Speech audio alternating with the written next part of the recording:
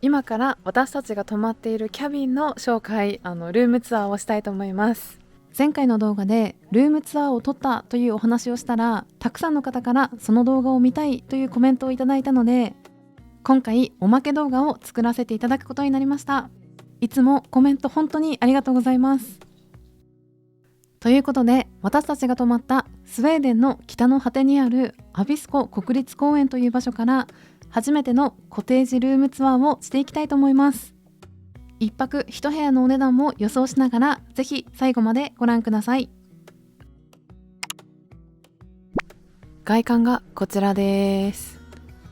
この半分、こっちが私たちが今お邪魔しているキャビンで、この反対側、右側の方は多分誰も住んでいないかなと思います。では早速入っていきます。ちなみに今夜のもう9時半ぐらいなんですが、気温がね多分10度ぐらいです。めちゃくちゃ寒い。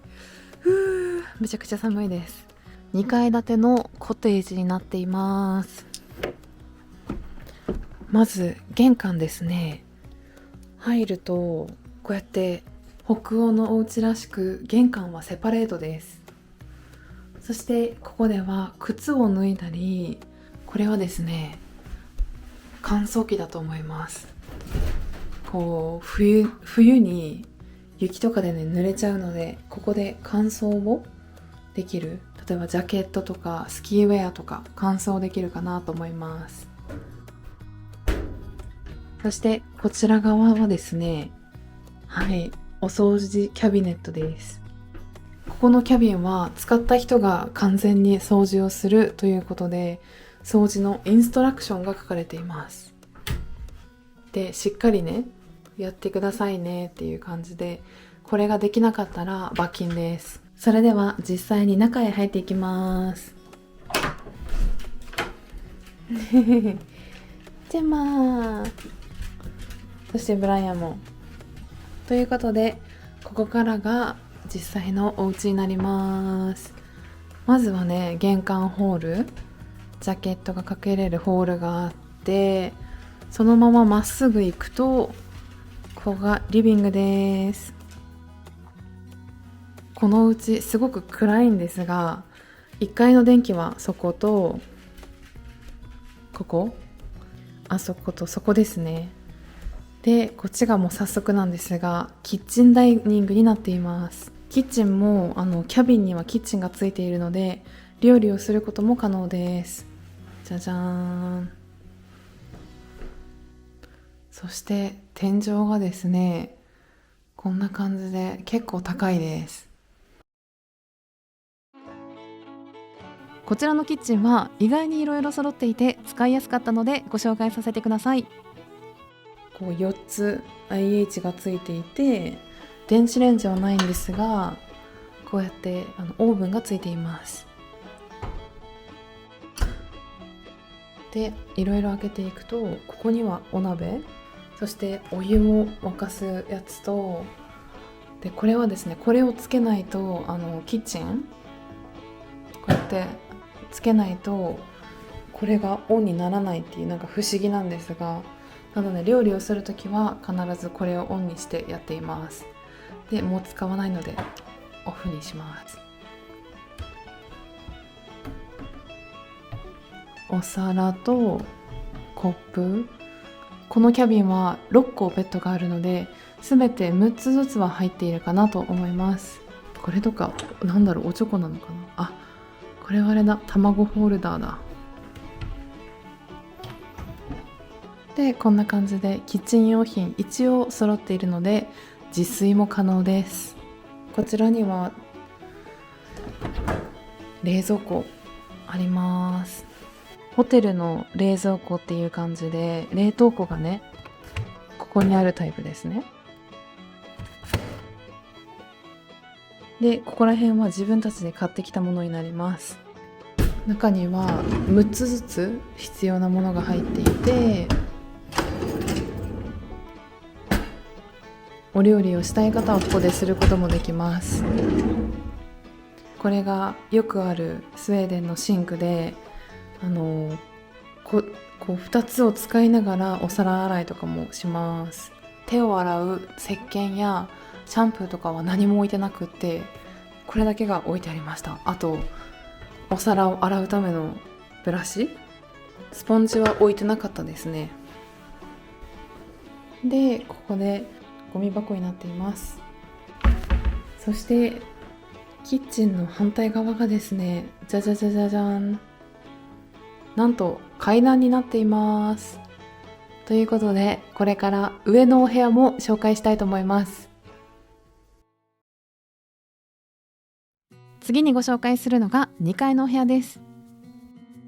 こちらは後ほど紹介するんですが、ここがさっき入ってきた場所です。そして玄関のすぐ横には、階段があります。ということで階段に早速登ってみます。2つお部屋があるので、じゃあまずはこちらから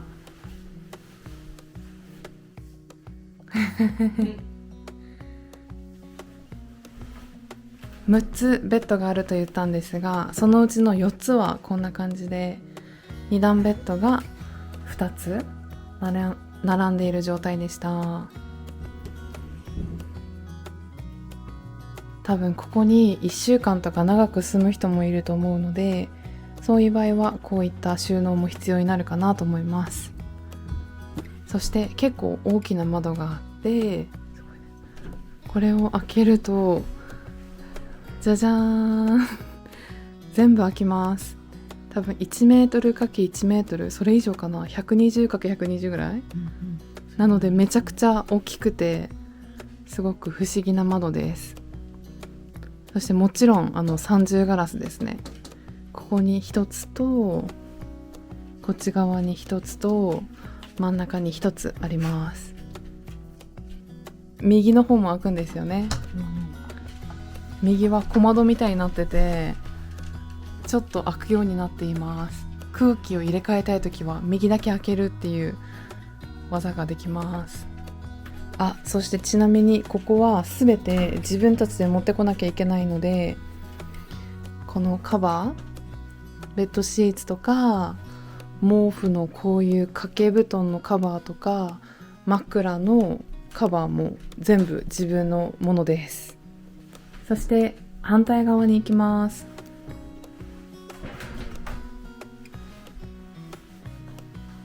反対側はこんな感じです。なんか赤っぽい色の床に赤っぽい感じの壁になってます。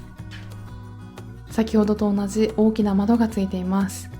こちらのビューは湖側なのでめちゃくちゃ綺麗です。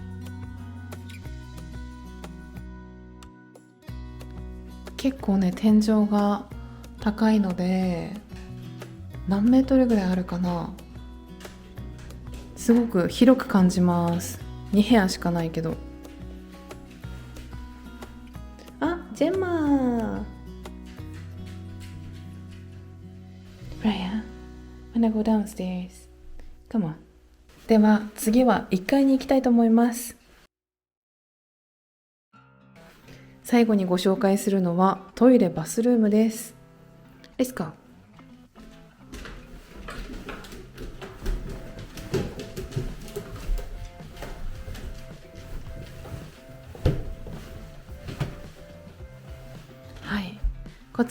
こちらがトイレバスルームなんですが、それがですね、電気をつけたいんですが、電気をつけると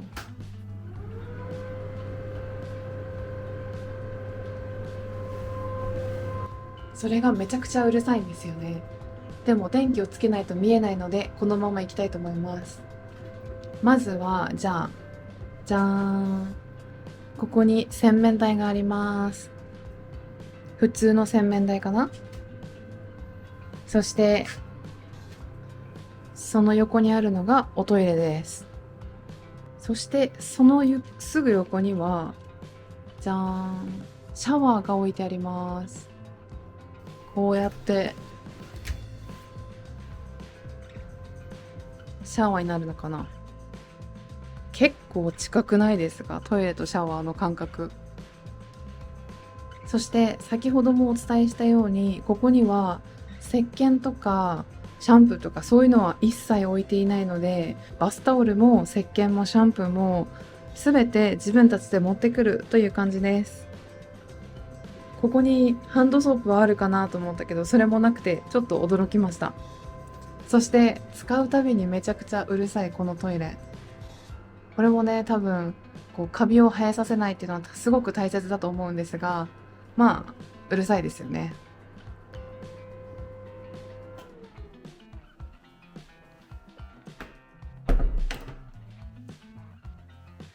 以上が私たちの泊まったキャビンの紹介でした。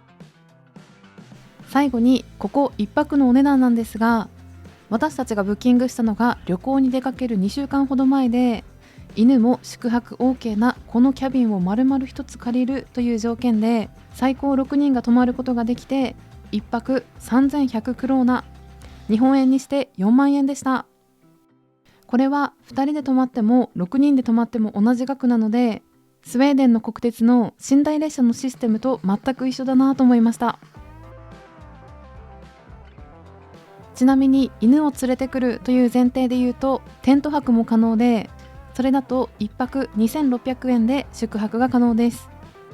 動物なしの場合はホステルのドミトリータイプのお部屋やホテルの個室も準備されているので、本当にいろんな用途でここを利用することができるので、オーロラや白夜、そしてハイキング、スキーなどに興味がある方はぜひいつかこちらに泊まりに来ていただきたいなと思います。今回はおまけ動画としてスウェーデン最北の村にある山小屋のルームツアーをやってみたんですが、いかがでしたか？犬との暮らしに関するリクエストや北欧のリクエスト、何でもお待ちしていますので、ぜひこれからもよろしくお願いします。ヘイドー。